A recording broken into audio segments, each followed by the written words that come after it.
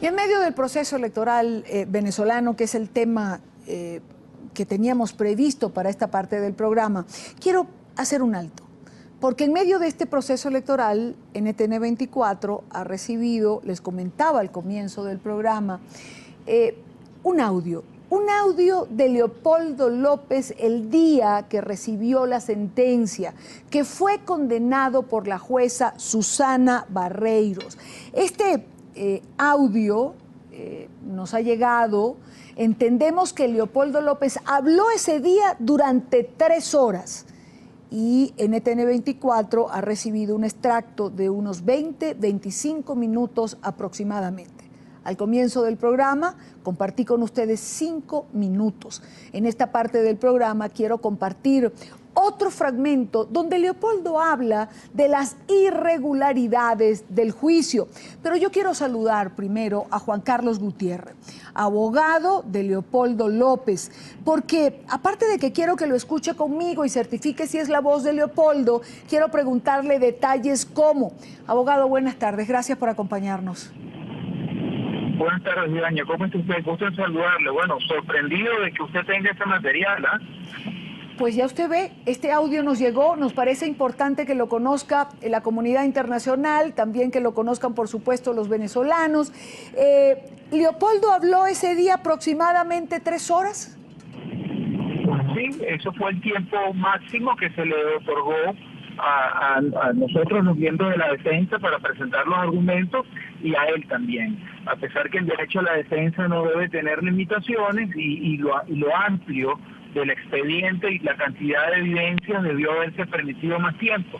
Sin embargo, bueno, dentro de ese lapso máximo de 3 horas, tanto 3 horas él como 3 horas que tuve yo también para presentar los alegatos finales, fue el discurso oral definitivo que cerró esta sentencia en primera instancia, ¿no? Esta sentencia condenatoria tan injusta que fue.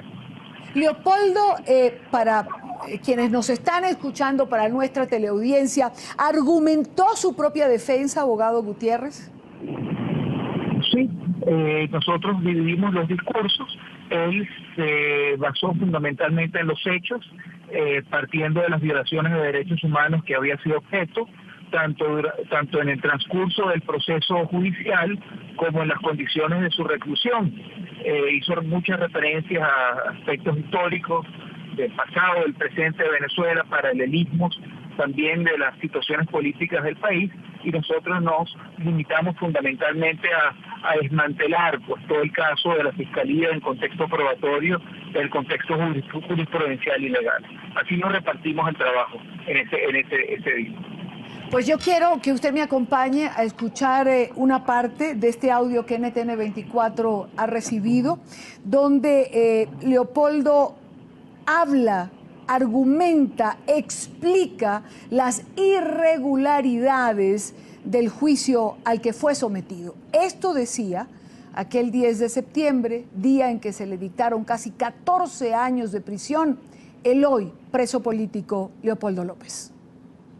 Este no ha sido un juicio justo, ha sido un juicio oculto, ha sido un juicio lleno de irregularidades hasta el último momento, hasta el último índice. Hasta el último momento, la última irregularidad la acabamos de ver, no sé si es la última, a lo mejor vendrá otra irregularidad.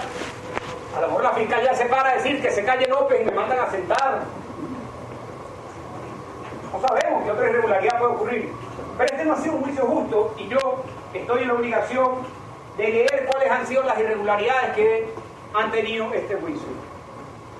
Ya fueron presentadas por mi defensa, pero me parece que es importante reiterarlas y hablarlas coloquialmente, porque a veces, entre tantos artículos, se pierde parte de la esencia de lo que fue este juicio, que fue un juicio injusto, un juicio lleno y plagado de irregularidades. Lo primero, no hubo una investigación previa antes de presentar una orden de captura.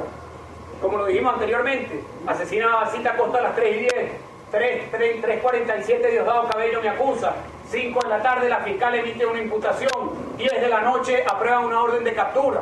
Fast track. Sin investigación. Sin investigación. Ya el fiscal tenía la orden asignada. Tenía la orden clara de que tenía que estar preparado para eso. Soy privado de libertad, y me llevan a Ramo Verde. En justicia debía haber tenido la audiencia de presentación acá en el Palacio de Justicia, pero no, la audiencia de presentación fue en la madrugada del día 20 de febrero en un autobús. Faltas éticas en el manejo de la fiscalía, como bien lo presentó mi defensa. Porque como bien lo dijo mi defensa, Juan Carlos Gutiérrez, el monopolio de la investigación no lo tiene la fiscalía ni el CICPC, pudo haber investigado a la Guardia o el SEBIN. Unificación de causa. Yo quiero hablar sobre este tema porque para mí es algo sumamente importante que quede claro. El día 12 de febrero, como lo hemos visto, metieron preso, creo que fueron 32 personas, a 32 jóvenes, 32 Marcos, 32 Demian, 32 Ángel, 32 Cristian, 37. Luego, esos jóvenes dejaron a una parte en libertad y a 6 de ellos los dejaron privados de libertad. A 16 los dejan privados de libertad. 21 en libertad y 16 los dejan privados de libertad. Y luego dejan a 6 en prisión. Y van pasando los meses. Ese caso iba paralelo al mío. No tenía nada que ver con mi caso. Yo no conocía a Demian, a Marco, a Cristian, a Ángel. No lo conocía. Pero gracias a Dios haberlos conocido a ellos, a su familia, y haber compartido con ellos. Pero no los conocía. Luego, en julio del año 2014, hay una decisión de unificar los dos casos en una misma causa. ¿Por qué? ¿Por qué? Porque el delito que presentó la Fiscalía era el delito de instigación. Y como no se puede probar un delito de instigación si no hay un instigado, necesitaban a los instigados. Es decir, esos jóvenes están hoy imputados, acusados, estuvieron presos durante meses por ser una pieza de un engranaje macabro para meterme preso a mí. Esa es la pura verdad. Esa es la pura verdad. Esa es la pura verdad de los hechos.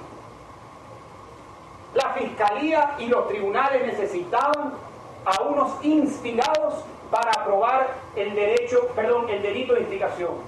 Y más si la acusación es con carácter determinador. Es decir, tenía que explicar que hubo un mensaje, que ese mensaje fue recibido, fue procesado y se convirtió en una acción concreta y directa que constituyó un delito. Y eso constituye el delito de instigación en carácter de determinación. Como explicamos, no ocurrió tal instigación, no existe tal vínculo, por lo tanto no existe tal delito. Luego, cuando comienza el juicio, tuvimos la audiencia preliminar, solicitamos nosotros la presencia de 61 testigos, si mal no recuerdo. Solicitamos la incorporación de nuestro testigo del discurso, de nuestro experto, perito. Solicitamos la incorporación de un perito determinado entre las dos partes. Solicitamos la incorporación de pruebas, videos del megáfono frente a la Fiscalía, el video de la pick-up que hoy mencionó la fiscal, en donde yo le pedí a la gente que se sentaran y subieran las manos para que vieran que no había ninguna intención de violencia, que nos retiraran. Presentamos la solicitud de incorporar más de 40 elementos probatorios y fueron negados por el Tribunal de Control. Luego entramos en la audiencia, la primera audiencia de este juicio, y lo primero que hicimos fue solicitar que se admitieran nuestras pruebas. Usted lo negó, pudiendo haberlas admitido, porque usted tiene la potestad de admitirlas, y usted lo sabe. Pero usted lo negó y dijo, vayan a apelación. Y apelación negó. Y fuimos a todas las instancias, y lo negaron. ¿Y el resultado cuál es? Un juicio que creo que no tiene comparación en otros juicios en Venezuela. 108 testigos, contra 0. 30, 40 elementos probatorios, 0 de este lado. 1 año y medio en donde a la Fiscalía se le permitió todo, sus testigos, sus pruebas, sus videos, sus fotos, que a mí me dan 3 horas. Y no nos permite presentar los videos, que a nuestra defensa también la han cercenado. Es el equilibrio que hemos tenido en este juicio. Yo creo que esta última frase de Leopoldo López resume más o menos lo que fue su juicio. A la Fiscalía se le permitieron todas las pruebas, a Leopoldo López no. Ese es el equilibrio que tuvo el juicio, lo dice Leopoldo López. Abogado Gutiérrez, usted ha escuchado conmigo todo este audio. Yo quería que usted nos acompañara porque me gustaría que usted certificara. Usted estuvo allí, fue parte de la defensa, le acompañó. ¿Es Leopoldo López este audio que estamos poniendo al aire? Y Dania, lo que acabo de escuchar, puedo certificar y dar fe de manera pública que las expresiones que acabo de escuchar corresponden a la voz del ciudadano Leopoldo López y corresponden a los argumentos de su defensa y de conclusión presentados el último día del juicio oral. Inexorablemente esos son. Lo estoy escuchando con sorpresa y también con el recuerdo de lo que fue ese día, ¿no? En cuanto a lo que Leopoldo argumentó. Y vale la pena comentarte, Idaña, que en el momento que Leopoldo se siente en el estrado, al igual como lo hizo la Fiscalía, al igual como lo hice yo como abogado, en esas 3 horas que disponíamos, pues teníamos un video BIM, proyectamos parte de las pruebas de la Fiscalía, tuvimos la posibilidad de apoyarnos con elementos audiovisuales, presentamos algunos videos y elementos de interés probatorio al caso, ¿no? Notas de prensa y videos. Leopoldo tenía también dentro de su preparación, dentro de su argumento, dentro de su estrategia, la necesidad de exhibir y utilizar medios audiovisuales, y eso fue completamente negado por el tribunal, incrementando la desproporción, el desequilibrio del proceso en su contra. Frente a nuestra protesta, el tribunal argumentó de que los medios audiovisuales eran única y exclusivamente para los abogados y no eran para las partes. Eso fue evidencia de lo que fue ese proceso, ¿no? Eso fue evidencia de lo que fue ese proceso, de lo injusto, lo desproporcionado y lo ilegal. Y lo interesante es que Leopoldo López dio esas 3 horas de exposición sin tener un solo papel en la mano. Con pura argumentación de memoria, un discurso que prácticamente tuvo que preparar allí de forma inaudita e inmediata ante la decisión ilegal de eliminar todo el material de apoyo que él tenía en el momento.